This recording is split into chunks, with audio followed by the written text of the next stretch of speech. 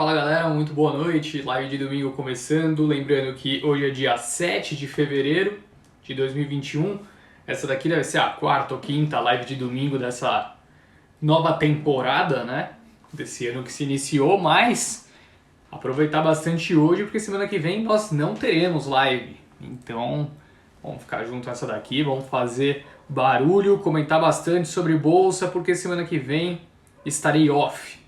Por conta do feriado, né, carnaval, vou estar viajando, então não vai ter como fazer a live. Muito obrigado pela presença de todos, uma boa noite. Galera entrando, mandando a mensagem. Mais uma vez lembrando que é sempre um prazer quando vocês participam bastante da live, tá? Então, se tiverem qualquer assunto que quiserem discutir, fiquem à vontade de mandar aqui no chat. Vai ser um prazer acompanhar, eu fico lendo quando vocês mandam, tá? Então, não tenha dúvidas que estarei presente aí também. Enquanto eu vou falando, eu vou pegando alguns comentários de vocês, também se quiserem discutindo um com os outros. Só não pode falar de futebol hoje, tá? Futebol não vem ao caso hoje. Acho que ninguém tá afim de comentar sobre futebol aqui. E tem muito assunto importante na bolsa pra gente debater. Se o Palmeiras tem Mundial, sim, tem Mundial, lógico que tem. Ganhou esse daqui não vai ganhar, infelizmente. Já era. Mas faz parte, né? O que importa é que ganhou a Libertadores. Esse time não tinha nem condições direito de ganhar a Libertadores. Me surpreendeu esse fato, eu fiquei feliz. O Palmeiras de 2016 era melhor do que esse e não ganhou, então é o que importa. Beleza? Valeu então aí pela presença de todos, pessoal. A partir desse momento, encerrado o papo sobre futebol, hein? Vamos falar sobre bolsa, tá? Muito obrigado aí pela presença de todos mais uma vez. Vou passar aqui o que a gente vai discutir hoje, só para que vocês consigam entender, tá, como que a live vai decorrer. E claro, a partir do momento que alguma coisa relevante, né, eu toque no assunto, ou de repente vocês acham interessante debater, vão mandando aí e a gente não fica estático, tá? A gente não é obrigado a manter essa linha de pensamento, mas eu acho que é uma linha que vai funcionar. Basicamente a gente começa a falar, né, brevemente sobre o que aconteceu na semana passada, tá? Então a gente vai recapitular a semana muito positiva, né? 4 sessões de alta, na quinta deu uma leve realizada, mas a gente vai falar sobre isso. Depois a gente falar sobre o que aconteceu na semana passada, um pouquinho sobre minério, sobre fluxo de investimento, a gente vai falar sobre vacinas, tá? Tem bastante notícia nova quanto à vacinação, então acho que vale a pena a gente tocar nesse assunto, tá? Depois vamos debater sobre os resultados dos grandes bancos que ocorreram também na semana passada. Teve resultado de Itaú, teve resultado de Santander, de Bradesco também. Depois vamos falar sobre Petrobras e Vale, né? Lembrando que ambas as empresas divulgaram dados operacionais referentes ao quarto trimestre na semana passada.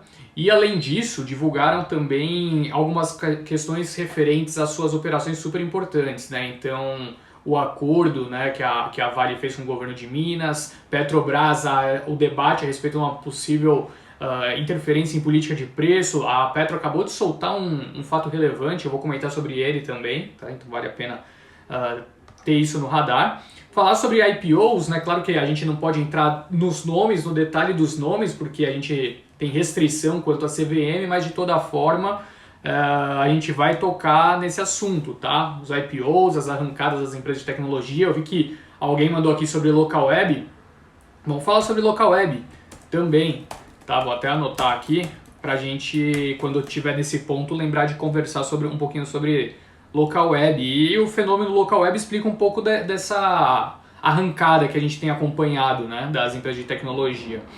Faz um ano que a local web fez seu IPO, mas vamos falar mais sobre isso mais pra frente. E depois notícias corporativas, tá? Então, as principais notícias que saíram aí ao longo do fim de semana que podem continuar fazendo preço, a gente vai tocar nesses assuntos e depois brevemente, né, apesar de ter falado já sobre IPOs, a gente vai falar sobre as empresas que protocolaram pedido, tá? Então, novos IPOs que devem vir ao mercado aí mais pra frente, tá? Então vai ser basicamente essa linha de raciocínio que a gente vai seguir. Antes de começar, eu vou dar uma atualizada aqui pra gente ver os índices futuros, né, que abriram a partir das 20 horas.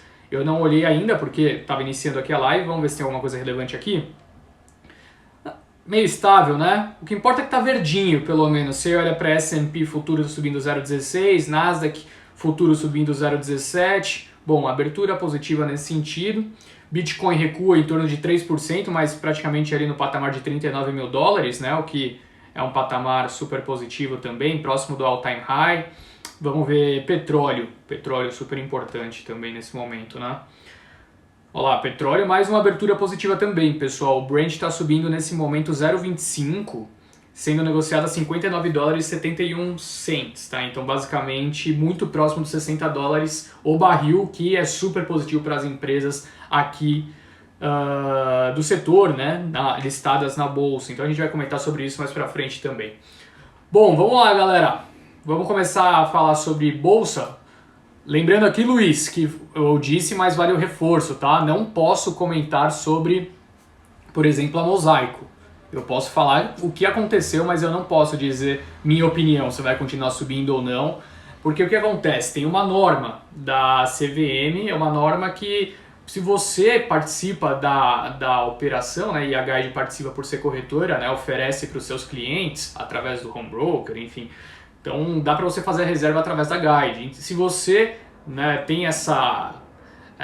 você oferece serviço, lógico, você não pode recomendar nada sobre essa oferta por pelo menos 2 meses, tá? O IPO já foi, na verdade já começou a ser negociado, mas a oferta não se encerrou, demora mais ou menos 2 meses para a oferta encerrar, tá, Luiz? Então é por isso que a gente não pode falar. Eu queria poder falar, ia ser um ótimo tópico, né? Mas infelizmente não posso. Bom, como tem Super Bowl daqui 21 minutos, eu vou falar rápido. Muito embora eu não me importe muito com Super Bowl, eu acho que o Tom Brady vai vencer, porque quem que pega a Gisele Bündchen? O Tom Brady, então ele vai vencer. É mais ou menos essa análise que eu faço, e vai ter The Weeknd, que é uma banda que eu gosto. Então eu vou encerrar para ver o The Weeknd, pouco me importa esse jogo. Beleza? Bom, vamos lá então, vamos acelerar, pessoal. Semana passada a Bolsa teve uma performance muito positiva, né? Não sei se vocês se recordam, eu falei que foram 3 semanas consecutivas de queda, que vinha pesando no índice, né? O índice foi buscar lá os 126 mil pontos, voltou para praticamente 115, e isso trouxe uma preocupação grande, né, para o pessoal que estava posicionado. Muitas pessoas vieram me perguntar o que eu achava, se a bolha tinha estourado. Mas basicamente a semana passada foi marcada como uma recuperação, tanto no cenário doméstico quanto no cenário internacional. Por aqui, é óbvio que o que acabou fazendo o preço, né, foi a vitória dos candidatos do governo para a presidência da Câmara e para a presidência do Senado. Então, se você observar, desde quando começaram a sair aquelas notícias, a Arco Advice falando, não, os candidatos do governo vão vencer em primeiro turno, a bolsa começou a disparar e não parou, né? Então recuperou, porque o que estava pressionando aqui, obviamente, era a preocupação fiscal. Continua sendo a maior preocupação do país, mas com candidatos para o governo, a expectativa é que as reformas tenham andamento, né? Se vai ter andamento, essa é a preocupação que a gente tem nesse momento. Vai ter andamento? Não sei, mas pelo menos com esses candidatos, a perspectiva fica um pouco mais favorável, né? Agora, não tem como afirmar se vai ter andamento, porque Brasília a gente sabe como que é. De toda forma, na sexta-feira a gente começou a ver uma recuperação, né? Quinta tinha realizado lucros, sexta recuperou, né? E fechamos acima dos 120 mil pontos. Por algumas vezes ao longo da semana fomos buscar, acabou realizando e ficamos acima dos 120 na sexta-feira, né? E o que motivou a performance sólida na sexta? Bom, não sei se chegaram a acompanhar. Na sexta teve divulgação quanto a dados do mercado de trabalho nos Estados Unidos. E foram dados bem mistos, tá? Você olha, por exemplo, o salário por hora trabalhada, teve um avanço bastante positivo. Agora, se você olha o valor que era esperado, né, de acréscimo de número de trabalhadores, acabou vindo bem abaixo do consenso, abaixo do que as expectativas criadas ao longo da semana. Então foram dados mistos. E o que acabou tendo como consequência foram que esses dados, né, em linhas gerais, foram mais fracos do que o mercado esperava, e por consequência acabou enfraquecendo o dólar ao redor do mundo. Você pegar o DXY, que é aquela cesta de moedas de países, né, sólidos, contra o dólar acabou se enfraquecendo pela perspectiva, né, bom, se a economia está retomando talvez em movimentos mais fracos do que a gente imaginava, provavelmente terão mais estímulos, né? Os estímulos vão ter andamentos. Então, se vai ter mais andamento, obviamente o dólar enfraquece, né?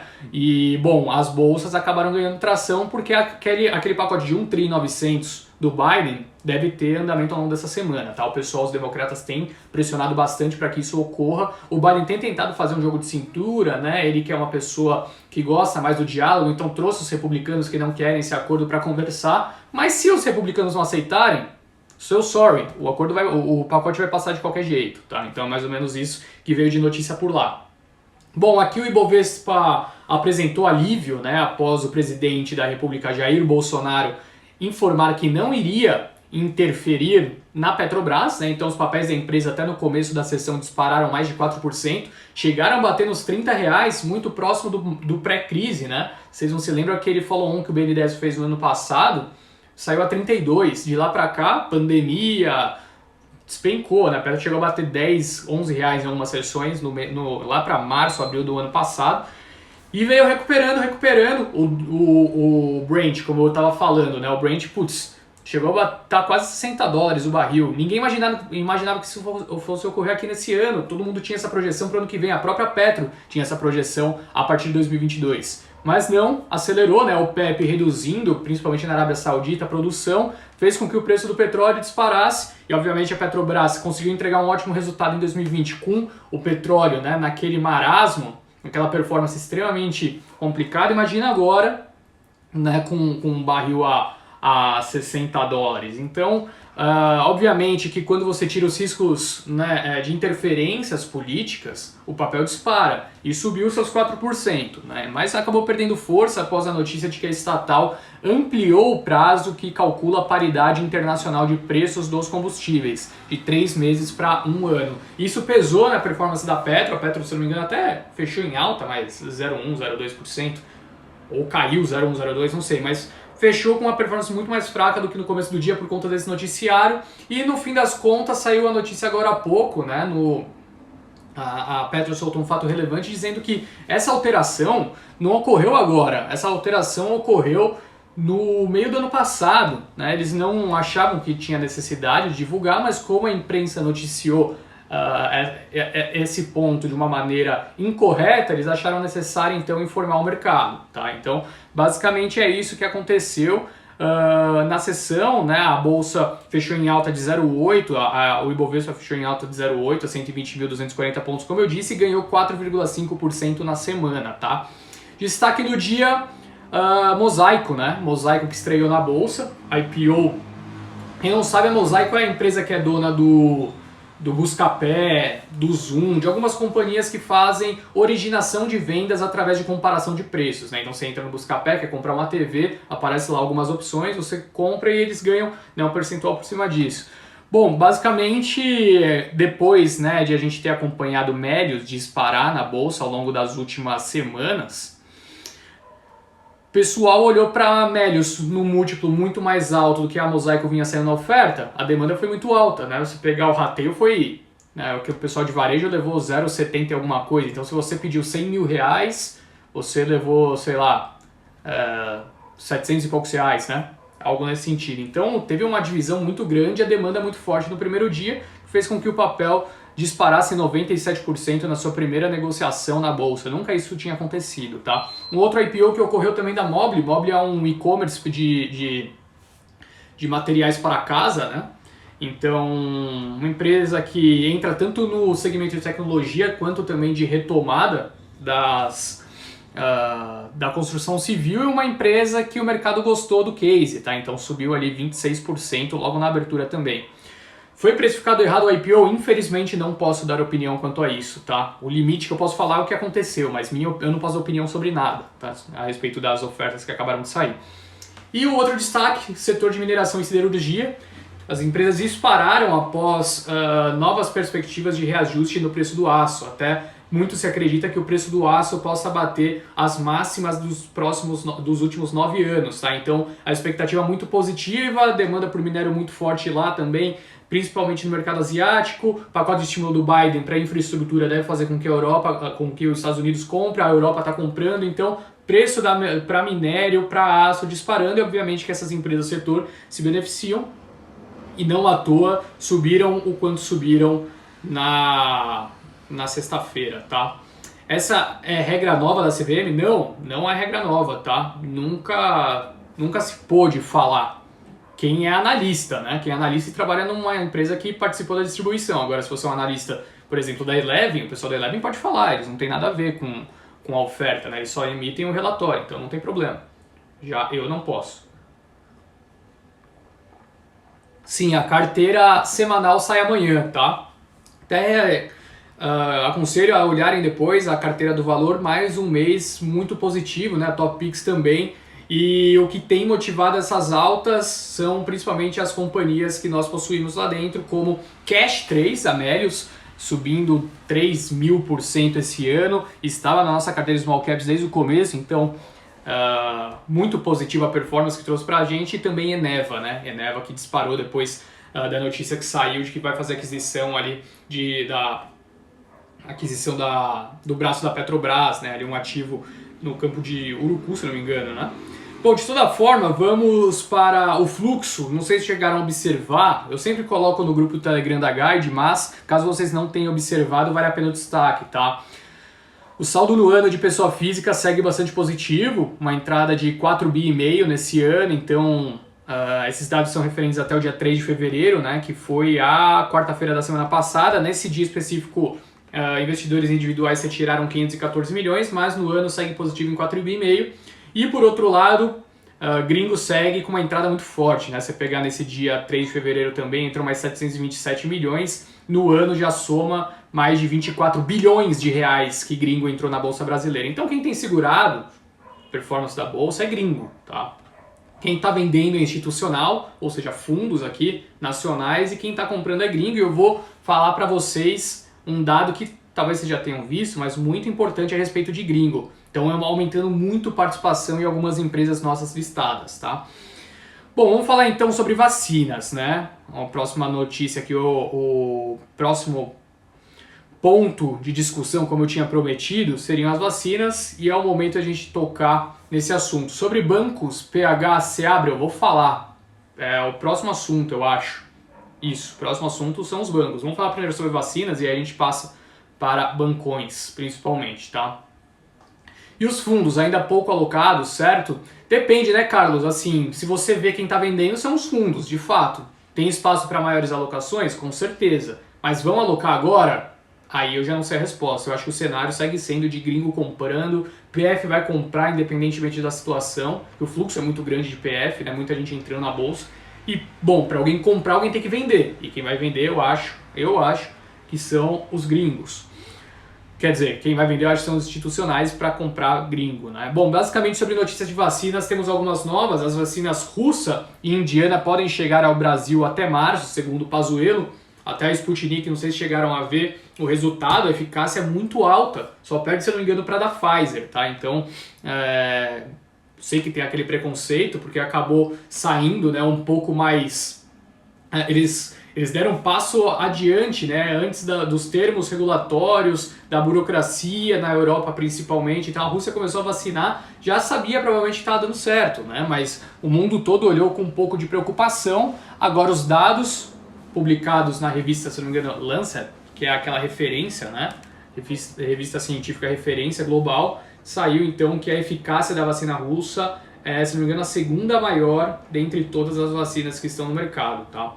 Bom, Fiocruz diz que está mantida a produção de 100 milhões de doses da vacina da AstraZeneca até julho. A Fiocruz recebeu ontem à noite, não sei se chegaram a observar essa notícia, insumos para a produção de 2.800.000 vacinas, tá? Então, a previsão é que até julho tenha, né, essa produção de 100 milhões, mas pelo menos com o que a gente tem hoje já é possível produzir mais de 2 milhões de vacinas, está quase 3, que é aquela da AstraZeneca, né? Então, para quem se sente desconfortável em tomar a vacina a Coronavac, pelo menos a da AstraZeneca vai ter uma aceleração muito em breve aqui no país também, tá? Claro que não é suficiente, chega nem perto, 3 milhões de vacinas é um pouco mais do que 1% da população do país, né? E são 2 doses, então vale esse alerta. Bom, a farmacêutica Pfizer apresentou nesse sábado o pedido de registro definitivo de sua vacina contra o novo coronavírus para a Anvisa. Então a Pfizer solicitou, né, que a vacina possa ser comercializada e distribuída no Brasil. O pedido foi apresentado após uma reunião de pré-submissão junto à Anvisa. Então, assim, é claro, a gente não tem ainda, né, vacinas da Pfizer por aqui, até pelo processo que não foi muito conciliador entre o governo e a farmacêutica, mas de toda forma, acho que vale a pena a gente manter no radar. Em breve podemos ter aquisições aqui no país, tá? Bom, o Ministério da Saúde distribui mais 2,9 milhões de doses da Coronavac e a China anunciou nesse sábado que vai ampliar a vacinação no país com a Coronavac, tá? Então, muita gente tinha essa preocupação, né? Putz, se a China está produzindo a Coronavac, por que eles não estão distribuindo, né, na sua população? Então, até o momento, apenas grupos de alto risco, né, e prioritários vinham sendo vacinados pela Coronavac por lá, mas agora, então, vai ampliar a vacinação para pessoas que não são desses grupos de risco, tá? Então, traz um pouco mais de conforto para quem tem desconfiança, acredito eu. Bom, vamos falar sobre resultados de bancos. Super importante a gente tocar nesse ponto, porque foi de fato o tópico que mais me perguntaram, né, ao longo da última semana. Natural, pelos resultados que foram divulgados de grandes empresas, somando os 3 bancos, né, você tira o Banco do Brasil, representam ali mais de 15% do índice, né, então é super importante pra gente. Agora, foram resultados que foram bastante divergentes, né, isso é muito curioso. Todo mundo estava olhando para os bancos como um setor que fosse caminhar em conjunto. Claro que às vezes o Banco do Brasil andando um pouquinho menos por ser estatal e ter ruído político. Todo mundo achando que Itaú fosse andar mais, né, até pelo desinvestimento na XP, a criação da Xpart, que é a empresa que vai ter essa participação. Mas quando a gente olha para resultados dos bancos, curiosamente os resultados foram bastante divergentes, né? Resultado de Itaú foi bastante pressionado, né, por algumas linhas, por mais que já apresente também recuperação, mas quando você compara com o resultado de Bradesco, uma divergência muito interessante, né? O Bradesco conseguiu enxugar muito custo, acho que esse foi o principal ponto. Eu tô com uma coceira no nariz, acho que vocês perceberam quanto que eu tô coçando aqui, né? Tá me dando uma coceira enorme no nariz, mas de toda forma, rinite é complicado. O Bradesco conseguiu enxugar muito custo, né? Fechou mais de 1.000 agências, mandou mais de 7.000 pessoas embora e conseguiu entregar um resultado onde o lucro, né, que foi apresentado pelo banco, pela primeira vez desde a fusão do Itaú com o Unibanco, foi maior, né? Então o Bradesco nunca tinha conseguido apresentar um lucro maior do que o do Itaú desde a fusão e conseguiu nesse trimestre. Acho que vale a pena ressaltar que as provisões, que era aquela grande preocupação que todo mundo tinha, né? Preocupação pesada quanto às provisões dos bancos, o Bradesco já começou a demonstrar uma provisão sendo reduzida, né? Enquanto o Itaú continuou sofrendo um pouquinho nos seus resultados. Então, em linhas gerais, o mercado começou a olhar com um pouco de cautela e fazer essa troca, né? Você pegar a performance nos últimos dias, o pessoal comprou o Bradesco para vender Itaú. Agora, a minha interpretação sobre os bancos deve ser o pelo do tigre. Sai fora, maluco, esquece esse negócio, pelo amor de Deus, não aguento mais ouvir falar de tigres hoje. Mas a minha interpretação dos resultados foi a seguinte: de fato o resultado do Bradesco é um resultado muito forte, acima das expectativas, tá? Resultado de Santander um pouco acima das expectativas, já algo que vinha sendo, né, ocorrendo desde o início da pandemia, até pela carteira de crédito mais sólida. E obviamente, né, o Santander expandiu a sua carteira colocando um pouco mais de ativos de menos risco, ficou com um resultado um pouquinho acima do consenso. E o de Itaú veio em linha, mas não surpreendeu. Tá? Então o fato de não ter surpreendido fez com que o mercado olhasse para essa troca como a mais óbvia, mas mais importante do que isso, eu acredito que o mercado pensou da seguinte forma: bom, por que eu vou ficar posicionado no setor com tanta indefinição, né, onde os resultados estão tão divergentes, algumas empresas já demonstrando sólida recuperação, outras empresas não conseguindo, né, contribuir com um lucro expressivo, né, pelo menos demonstrar que os resultados têm ficado um pouco mais sólidos, enquanto tem outros setores que o cenário está tão mais óbvio, né, tão mais óbvio e ainda possui empresas muito descontadas. Então acho que é natural que a gente passe a ver, né, em linhas gerais, investidores e fundos se posicionando em outros setores que têm um momento mais óbvio e fazendo uma alocação menor no setor financeiro, né? Eu acho que o pessoal assim, percebeu que não vai ser do dia para a noite que vai observar aquela recuperação. É claro que eu acredito, se você se posicionar no longo prazo, eu acho que é uma boa oportunidade ter os bancos nesse patamar de preço? Sim, acho. Mas me parece que o cenário para uma empresa que produz minério de ferro, que chegou num acordo com o governo de Minas, que pode fazer com que o seu rate seja elevado, é muito mais óbvio, sabe? E eu vou comentar sobre isso um pouco mais pra frente, eu não queria pular, né? Mas eu já vou fazer esse gancho, não vai ter jeito, não vai ter como não fazer. Você tem o cenário onde o mundo está comprando muito minério, liquidez em excesso, taxas de juros na Europa, Estados Unidos próximo do zero, né? Então você consegue tomar dinheiro emprestado praticamente sem remunerar de volta, né? O pessoal está te pagando para você pegar o dinheiro e fazer alguma coisa com ele.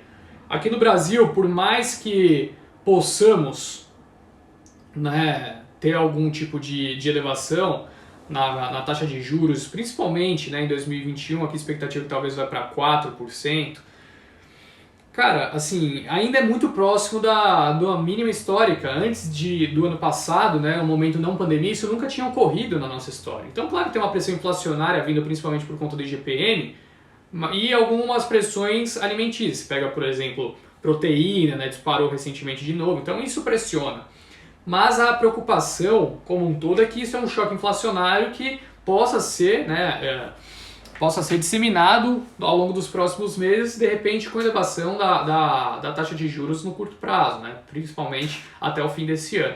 Então o que eu quero dizer é que o excesso de liquidez vai continuar ocorrendo e os principais governos do mundo vão utilizar da infraestrutura para conseguir retomar a atividade, tá? Então, assim, a gente já vê a China fazendo isso, né, investimentos em infraestrutura muito fortes por lá. Fazia muito tempo, desde os anos 70, que os Estados Unidos não tinham um programa forte de investimento em infraestrutura. Vai retomar agora com o Biden. Europa também nesse cenário. Então, assim, é natural que a gente continue vendo preço principalmente de minério de ferro, preço do aço, preço do petróleo, né, principalmente agora com a OPEP tendo um enfoque cada vez maior na produção, né, então cortando produção, fazendo com que o preço de fato dispare. Quando eu olho para um cenário como esse, é claro que a perspectiva de curto prazo seja muito mais sólida para empresas, né, que produzem commodities do que para os bancos. Quando você observa relatório dos principais bancos, eu li essa semana relatório, se não me engano, do BBI, do Credit Suisse, todos esses grandes bancos olham para Vale nesse patamar de preço com um yield esperado, um dividend yield esperado para esse ano de mais de 10%. A gente está falando, né, das principais empresas do mercado que usualmente pagam os dividendos, como a Taesa da vida, deve pagar uns 8% esse ano. A gente está falando do DI 27, ou seja, um título de renda fixa com vencimento em 2027, que voltou agora para 7%. A gente está falando de uma Selic, nesse momento a 2, que pode chegar a 4%. Cara, você pode investir numa empresa que né, tem tudo para te pagar um yield de pelo menos 8%, e ainda com expectativa de um retorno de capital muito interessante. Você pega o preço-alvo médio da Vale, nesse momento, é de acima de R$120. Pagar o sendo negociado a 90, você tem um upside aí de mais de 30%. Então, assim, me parece muito claro, né, que cada vez mais o pessoal vai preferir seguir o caminho mais óbvio, por mais... Eu vi que alguém falou aqui que o Banco do Brasil está sendo negociado abaixo de book value. Está sendo, mas está sendo desde o começo do ano passado, o mercado não está pagando para ver. Entendeu? Essas interferências, o André Brandão quase foi demitido há pouco tempo atrás porque ele quis enxugar custo. Ele quis fazer o que o Bradesco fez, né? O Bradesco fechou um monte de agência, o Bradesco mandou um monte de gente embora, né? Desligou muitas pessoas e acabou dando resultado, né? Isso acabou dando resultado, não é à toa que a gente viu essa performance. E ainda a preocupação dos bancos digitais, né? Você pega, por exemplo, mercado de capitais cada vez mais sólido, né? Aqui no Brasil, quem que está mais se beneficiando com isso? Você pega BTG Pactual, não é à toa que está a R$105, né, a preço da ação, se não me engano. Pode ir até um pouco mais embora. Aí você olha para o mercado de crédito, um monte de fintech aparecendo. Você olha para tecnologia, né? Basicamente um monte de outras empresas oferecendo serviços. Então, de fato, os bancos estão em um processo que é natural, no mundo todo estão nesse processo, né? Que tem um pouco de questionamento quanto à sustentabilidade de muitas partes dos negócios. Eu não sou daquele tipo de analista que acredita que os bancos vão sumir daqui. Não, muito pelo contrário. O Itaú vai continuar sendo enorme, o Bradesco também, mas, de fato, cada vez mais vai pesando seus resultados em meio a um momento onde o cenário é muito incerto por conta das operações e dos resultados que a gente tem observado, como eu bem disse, né? Então, acho que cada vez mais, a partir do momento que a gente, até que a gente consiga ver que seja esse turning point, essa virada de jogo para os bancos, eu acho que o pessoal vai ficar posicionado em alguns outros setores e menos alocado nos bancos. É essa a minha visão, tá? Porque eles não andam por conta disso, tá? Então eu até tinha colocado na chamada, né? Por que os bancos não andam? Na minha visão, por conta disso, tá? Muitas oportunidades mais claras e, obviamente, os resultados incertos, né? Então, essa é a minha visão. Agora vamos falar sobre Petrobras, né? Eu comentei um pouco sobre Vale. Vale até divulgou a prévia operacional também. Muita gente comentando aqui sobre Banco Inter, né? Não dá para passar desapercebido. Eu também acho que está esticado, tá? Essa é a minha opinião, mas eu jamais operaria contra nesse momento. Quando o fluxo está dessa forma, operar contra é a maneira mais fácil de você perder dinheiro, tá? Então deixa aí. Se eu compraria nesse patamar de preço? Não compraria. Nubank vai arrebentar no IPO, vai ser uma porrada. Teve uma rodada de investimento do Nubank, não sei se chegaram a observar ao longo dos últimos dias. E ele foi avaliado, né, se eu não me engano, em 25 bilhões de dólares, não foi? 25 bilhões de dólares, já está valendo um Santander, o Nubank. É o growth, né? O mercado está pagando por growth. É natural nesse momento, né, onde as taxas de juros são tão baixas que o mercado pague caro por ativos que apresentam grandes crescimentos. Tá? Bom, e sim, não dá lucro. O Nubank não dá lucro como todos os outros bancos digitais, tá? É natural, não é o momento de dar lucro. Ninguém espera que dê lucro nesse momento. O momento é de crescimento, o lucro fica lá pra frente. Você pensar, você não entraria num negócio como o Uber. O Uber foi dar lucro depois de 200 trimestres, né? Então, você não entraria, sei lá, numa Amazon da vida.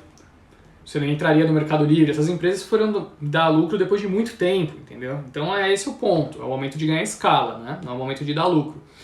Bom, a Vale divulgou sua prévia operacional referente ao quarto trimestre de 2020, né? Apresentou uma produção de minério muito interessante, né? A produção do minério na linha mínima do guidance. Então, basicamente, produziu o mínimo que o mercado esperava e vendeu mais do que 6 milhões de toneladas a mais, né? Então teve uma desestocagem grande. Não à toa, o preço do minério de ferro nesse dia subiu 3,5% no porto de Qingdao. E a perspectiva é de que em 2021 continue, né, conseguindo crescer um pouco sua produção, mas com os estoques já mais contidos, o que por consequência pode fazer, né, com que o preço do minério se mantenha nesse patamar expressivo e a demanda chinesa vai continuar, todo mundo já sabe disso. Pode cair um pouco agora? Pode, porque o ano novo lunar por lá está ocorrendo, né? Eu não sei, acho que começa daqui uma semana, talvez, são 10 dias que nada acontece por lá, então fica bastante atento, né, esse cenário. E não sei se vocês sabem, o ano novo que vai se iniciar na China é o ano do touro, tá? Então, se vocês são um pouco, né, ligados a esse tipo de análise, né, esse tipo de conspiração do universo, quem sabe não seja um ano muito positivo para quem tem investimentos em bolsa. A Petro também divulgou seus dados operacionais e, bom, conseguiu apresentar quase, né, a produção estável em relação ao ano passado, mas elevando a produção do pré-sal. O pré-sal, para quem não sabe, tem um custo de extração menor do que, né, o custo da operação normal, que faz com que o seu lifting cost obviamente caia e por consequência você consegue ser mais rentável com a mesma produção, né? Então a Petro conseguiu manter um nível de produção alto mesmo em meio à pandemia e curiosamente elevando, né, a produção do pré-sal. Isso é extremamente positivo para a empresa, a perspectiva, né, que a companhia consiga gerar bastante caixa mesmo, né, com a dívida que possui hoje, deve continuar né, realizando pagamentos e diminuísse a alavancagem. Além disso, o processo de desinvestimento segue forte, né? Então a gente comentou na semana passada sobre as refinarias que receberam grandes propostas, né? Muito provavelmente Raízen, muito provavelmente Ultrapar. E bom, um cenário que se desenha muito interessante sim para a Petrobras. Agora, sobre IPOs, acho que vale a pena a gente destacar esse assunto. Eu já falei sobre o que aconteceu com Melius, eu já falei sobre a abertura, né, que teve também com as empresas na sexta-feira, tanto a Mosaico quanto a Mobile disparando. Intelbras também fez seu IPO, né, começou a negociar na semana e subiu seus 25%. Mas eu acho que vale a pena a gente prestar bastante atenção sobre essa questão, né, sobre ofertas e empresas de tecnologia. Muita gente tem me perguntado sobre essa relação entre as duas coisas. O primeiro ponto que eu gostaria de destacar é que hoje a gente possui uma limitação muito grande para fazer investimentos em empresas de tecnologia, né? Então é claro que você pode fazer investimentos via BDR em empresas lá fora, e você vai ter as principais empresas à sua disposição, mas aqui no Brasil a gente possui poucas opções, né? A gente possui, até antes do IPO de Local Web, o que a gente tinha de opção? Tinha TOTUS, tinha Sinqia, talvez Valid, algumas pessoas colocam Valid no grupo.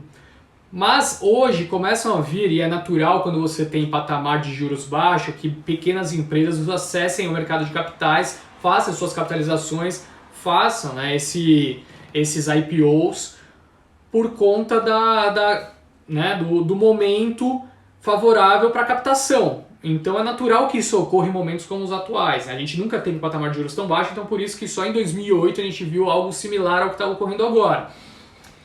Bom, tem alguma coisa de errada nisso? No meu ponto de vista, não. A empresa tem que aproveitar esse momento para vir ao mercado. Agora, cabe, obviamente, ao investidor analisar se a oferta está cara ou não.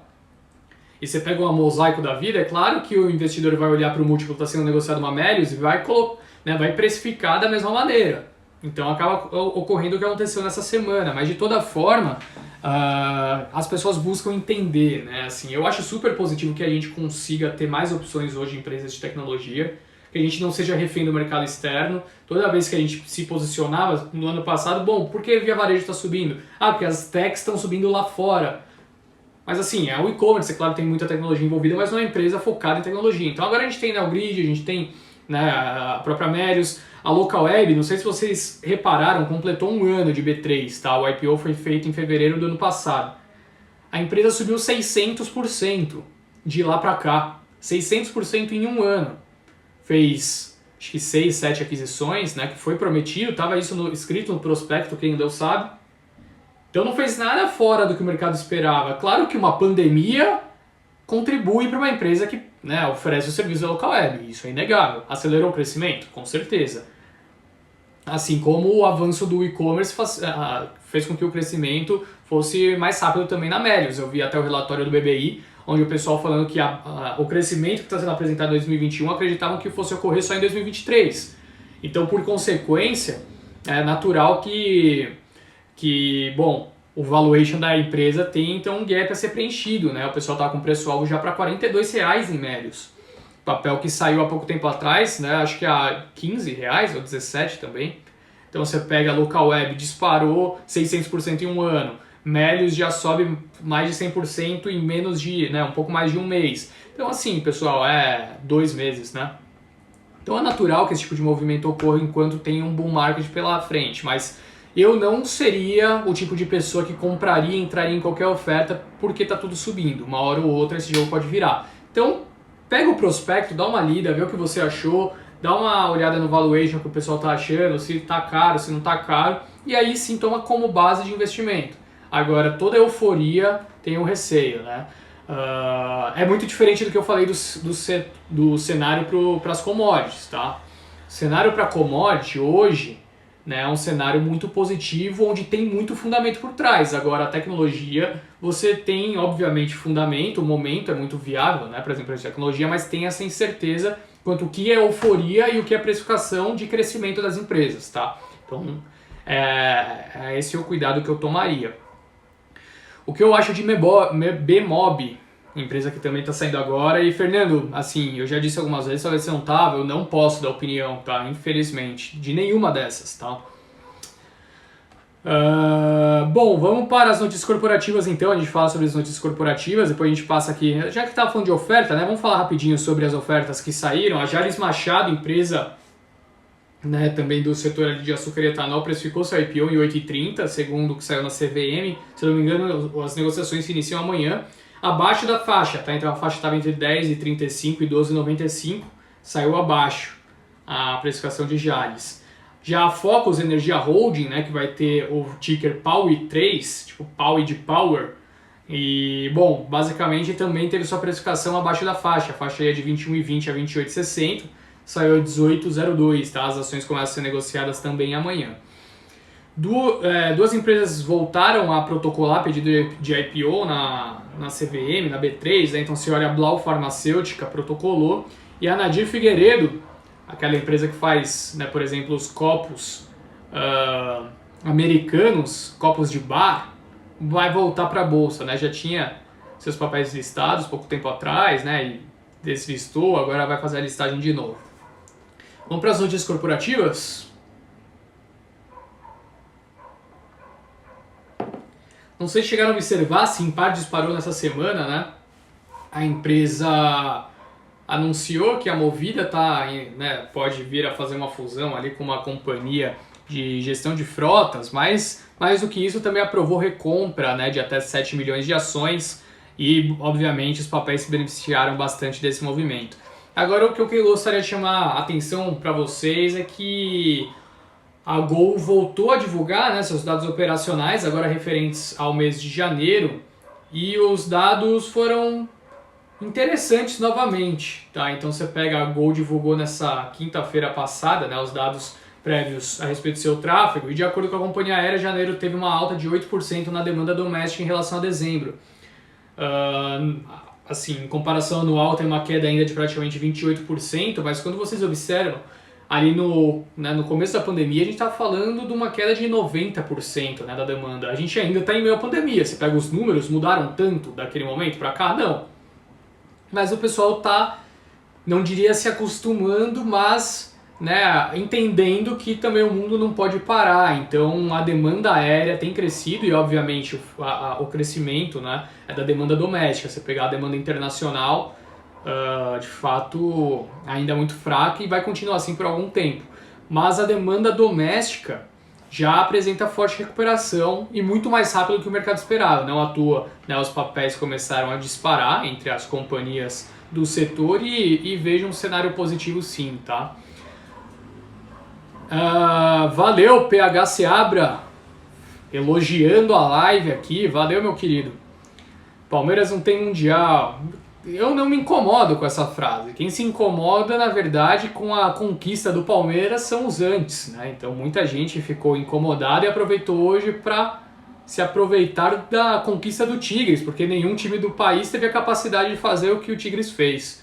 Bom, Moody's vê acordo da Vale como positivo para a nota de crédito. Eu cheguei a comentar, né, sobre o que a Vale fez ao longo dessa semana. Muito interessante isso, né? Na semana passada tinha aquele noticiário que a Vale não ia chegar num acordo com o governo de Minas, mas voltaram a se reaproximar e pagaram, né, o que vinha sendo especulado no noticiário, na imprensa, pagou aqueles 37 bilhões 700 milhões de reais.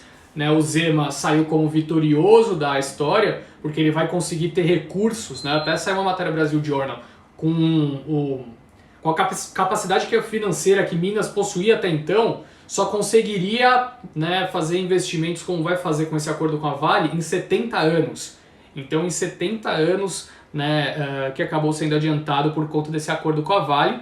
É claro que a Vale tem responsabilidade, por isso vai pagar, né? Não estou dizendo o contrário. O que eu estou dizendo é que foi um acordo que, para a Vale, foi muito positivo por tirar essa incerteza do caminho. Então agora, por exemplo, a Moody's, né, viu o acordo como positivo para a nota de crédito, as outras agências de risco podem fazer uma elevação da nota de crédito com resultados fortes que a Vale vai apresentar esse ano, e a empresa começar a ser negociada a múltiplos mais próximos das suas concorrentes, BHP, Rio Tinto.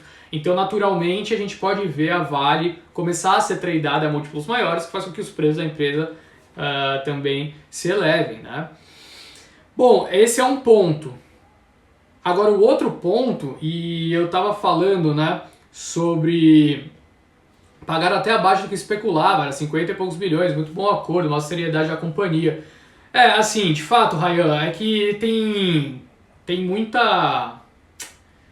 Como posso dizer? Tem muita análise divergente, né? Mas, assim, a média do pessoal que eu estava escutando, tá? O pessoal que eu estava escutando esperava algo em torno de 40 bi, tá? Então foi muito próximo a esse pessoal, mas tinha estimativas muito divergentes, né? Então acho que a média, né, de maneira geral, estava próxima a isso.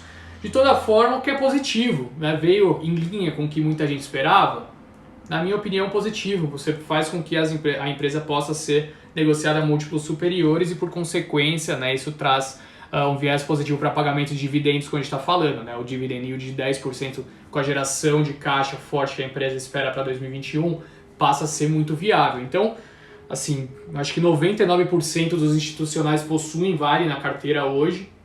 Muita gente tem receio de entrar em Vale a R$90, né? Interessante. Não, está muito próximo das máximas históricas, discurso que eu escutei desde quando o papel está no 60, que foi a máxima que o BNDES saiu mais forte, né? A empresa continuou subindo e eu posso garantir que a média de preços-alvo das grandes casas está em torno de R$120, R$130, tá?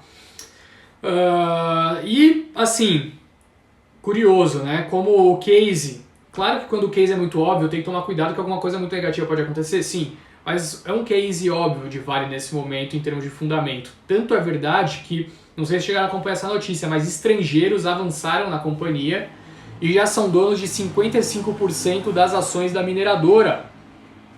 55% das ações da Vale já estão na mão dos gringos. Perto de completar então 24 anos de privatização, a Vale caminha para encerrar 2021 com menos presença do setor público entre seus sócios. O movimento é puxado pelo BNDES, que vendeu mais de 10 bilhões de reais em ações da mineradora em 2020 e em breve pode se despedir da companhia. Obviamente, o BNDES vai continuar fazendo seus desinvestimentos, né? Então, é isso que o Júnior está falando. O gringo olha para a Vale, uma empresa que tem tudo dolarizado, uma empresa dolarizada, né? A Vale, você pega a geração de caixa dela, né, 95%, se não me engano, é dólar. Obviamente, por consequência, né, a MMX Mineração acha muito arriscado. Eu acho arriscado, né, porque Vale hoje está sendo negociada 3 vezes EV/EBITDA, enquanto seus pares são a mais de 5. Tem muito fundamento em cima de Vale, né? Agora, você pega MMX, você pega qualquer empresa, né, ali que você olha dentro do setor, você tem uma CSN, que eu não posso falar da CSN Mineração mais, mas eu posso falar sobre a CSN descontada também, né? Então eu olharia para cases mais sólidos, a empresa mais importante do continente, né, em termos de mineração, CSN é a segunda.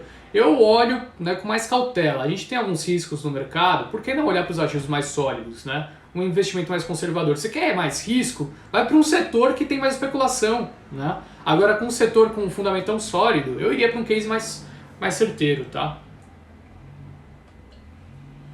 Sobre Oi, a empresa chegou num acordo com o BTG Pactual para fazer conversas exclusivas referentes à venda da sua participação, né, de parte do total que ela possui na Infraco, que é a empresa de infraestrutura, né? Esse acordo vale até o dia 6 de março e poderá ser renovado por mais 30 dias, segundo o comunicado da Oi. Então, notícia positiva, né? Claro que depende do valor, os valores não foram divulgados ainda, mas são empresas sólidas, né? Você possui uma gestão muito eficiente que pode sim contribuir para que a Oi consiga, né, ter um futuro muito sólido através da Infraco. Bom, a Embraer vendeu 8 aeronaves EMB-203 Ipanema para o agronegócio em janeiro. Foi essa divulgação realizada pela Embraer na sexta-feira.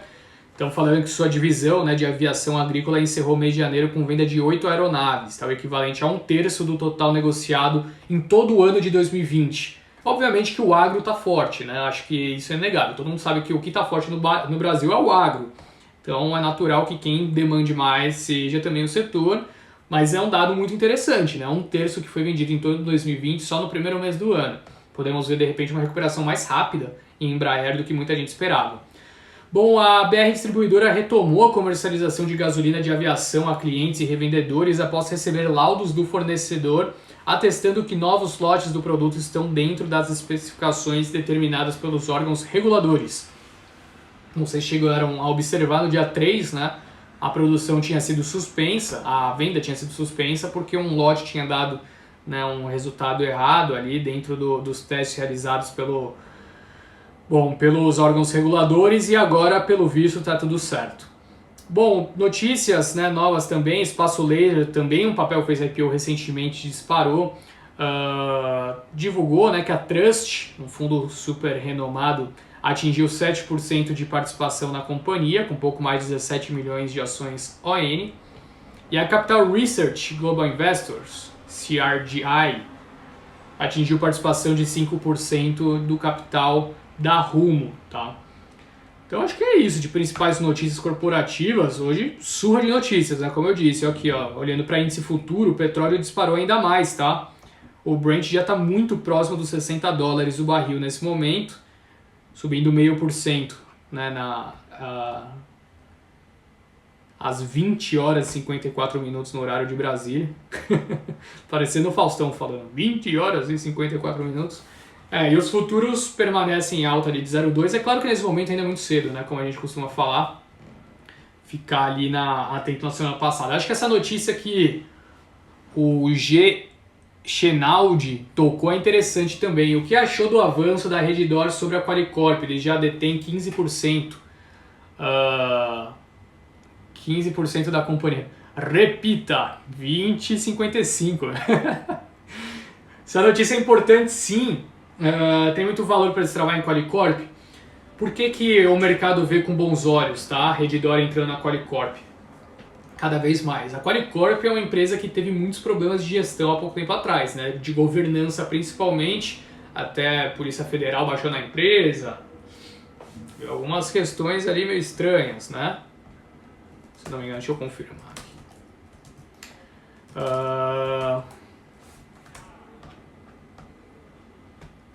Aqui, ó. Quando que foi? 22 de outubro. A sede da Qualicorp foi alvo da operação da PF, né? Então até o fundador da Qualicorp também foi preso, né? Um pouco antes, dia 21 de julho. Então o mercado obviamente tem uma desconfiança com Qualicorp. E quem está aumentando a sua participação, ganhando posição, né? Que pode vir à tona ali no conselho também, é a Redditor. A Redditor quem que é? É a empresa que no mercado extremamente pulverizado no país vale mais de 100 bi. É a empresa talvez mais eficiente do setor. Se pegar Hapvida com a Notre Dame, que é a fusão que deve ocorrer, vai ter um valor de mercado próximo do que a Redditor possui hoje. Então, no mercado extremamente pulverizado, a referência do país aumentando sua participação numa empresa que tem problemas de governança é óbvio que é super positivo, né? Então, acho que sim, tem um valor a ser destravado, tá? Com uma notícia dessa. Bom, vamos lá. Não posso comentar sobre o IPO de empresas, pessoal. Já disse isso algumas vezes. Queria poder, mas não posso, porque a gente participa da distribuição. Poderia comentar sobre as elétricas. Gosto de CPFL. Bom, sim, Diego, posso comentar sobre as elétricas. Se você observar a medida, até dei uma entrevista sobre isso, depois eu compartilho aí se vocês quiserem ver, mas eu acho que o principal ponto é o seguinte: se você observar, né, ao longo dos últimos 10, 15 dias, onde saíram notícias, né, que os candidatos pró-governo deveriam vencer as eleições na Câmara e no Senado, a curva de juros, né, começou a fechar, começou a desinclinar. Né? E por consequência, se você tem uma desinclinação na curva de juros, né, se ela começa a fechar, fica mais atrativo para o investidor investir em empresas que pagam bons dividendos, né? Você vai ter retornos maiores nesses setores. Se você pegar o setor imobiliário, que se beneficia também com crédito imobiliário mais baixo, você vai ver que os papéis dispararam nessa última semana. Utilities também. Então são papéis que vinham, né, penando por conta desse cenário de incerteza quanto ao quadro fiscal do país, que reflete, né, na curva de juros, e atualmente se beneficiam, né, dado o cenário, fica um pouco mais claro, um pouco mais evidente que talvez as reformas podem ter andamento ao longo desse ano. Se vão ter, eu já não sei. Sempre bom reforçar porque eu não ponho minha mão no fogo por Brasília. Bom, é isso, pessoal. Vamos encerrar, já são quase 9 horas. Agradeço muito a presença de todos mais uma vez. Amanhã tem Morning Call da Guide a partir das 8h45 comigo, tá? Então, se quer, né, tá informado, as principais notícias saírem logo cedo, entre lá.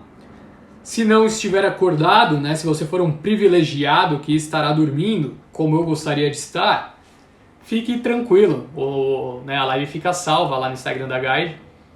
E aqui também, né? Essa live vai ficar salva. Então, se você gostou, quer mandar para algum amigo, logo quando acabar eu vou postar aqui no meu Instagram também, beleza? Valeu, galera. Muito obrigado, então, pela presença de todos. Como eu disse, semana que vem a gente não vai ter, tá, a live de domingo, porque vai ser o feriado, né? Vai ser carnaval. Então, na outra a gente volta na live de domingo, mas essa semana toda de manhã estarei ao vivaço no Insta da Guide. Beleza? Valeu, galera! Bom fim de semana, bom Super Bowl, bom Big Brother pra quem gosta, Vigoras que adora um Big Brother.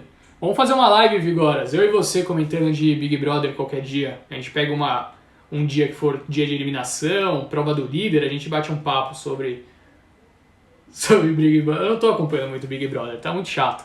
Bom, valeu, galera, até mais, tchau, tchau.